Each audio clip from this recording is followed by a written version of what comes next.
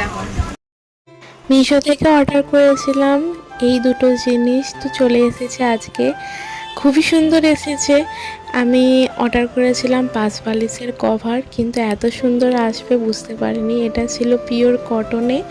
আর দেখো আমাদের জগন্নাথ ঠাকুর কত সুন্দর লাগছে।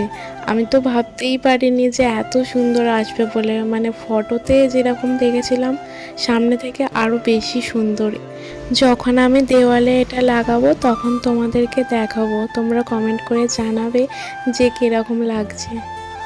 আর এই পাশ বালিশগুলোর যে দুদিকেই ফাঁকা, আমি সেটা জানতাম না। আমি মনে করি যে একদিকেই হয়তো ফাঁকা, মানে যেটা দিয়ে পাশ বালিশটা ঢোকাবো সেদিকটা করেই হয়তো ফাঁকা, তারপরে দেখছি দুদিকেই ফাঁকা। ওর জন্যই 4টে দড়ি দিয়েছে হয়তো।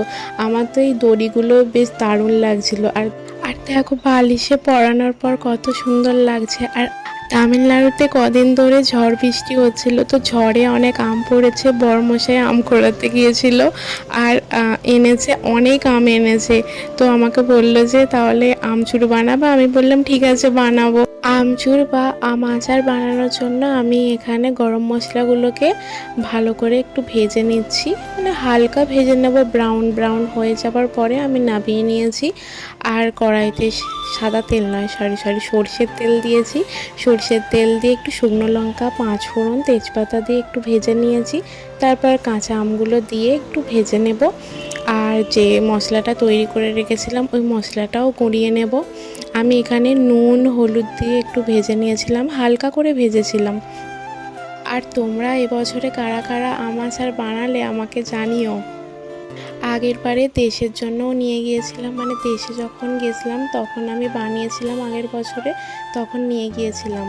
আর এবারে তো দেশ থেকে ঘুরে চলে এসেছি, আর এখন যাব না দেশে। আর দেখো এই গুড়গুলো হচ্ছে তালের গুড়, মানে এখানকারের তালের গুড় এগুলো। মানে এত শক্ত এত শক্ত, আমি হাতুড়ি দিয়ে ভাঙছি, ভাঙতেই চাই না। তারপর কি করব, আমি গোটাই দিয়ে দিয়েছি কড়াইতে। তারপর ভাবছিলাম যে গলবে, তো তারপরে আমি ঢাকা দিয়ে রেখে দিয়েছিলাম, দেখছি যে গলে গেছে। আর এখানে আমি যে ভাজা মশলাটা করে রেখেছিলাম ওটা লাস্টে দিয়ে দিয়েছি। আর তোমাদের কার কার আম আচার খেতে ভালো লাগে অবশ্যই কমেন্ট করে জানিও।